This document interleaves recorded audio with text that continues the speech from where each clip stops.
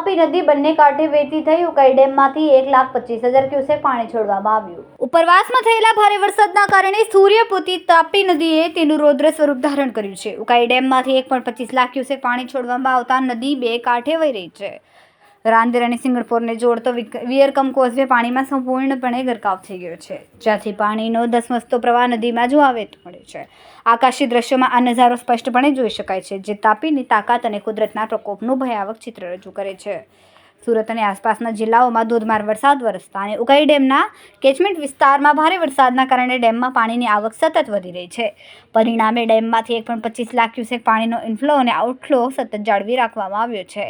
આ પાણી છોડવાના કારણે તાપી નદીના જળસ્તરમાં નોંધપાત્ર વધારો થયો છે। તંત્ર પર એલર્ટ થઈ ગયું છે અને તાપી નદીના કાંઠાના નીચાણવાળા વિસ્તારોમાં રહેતા લોકોને સાવચેત રહેવા માટે અપીલ કરવામાં આવી છે। આગામી 48 કલાક માટે સુરત સહિત સમગ્ર જિલ્લામાં રેડ એલર્ટ જાહેર કરવામાં આવ્યું છે।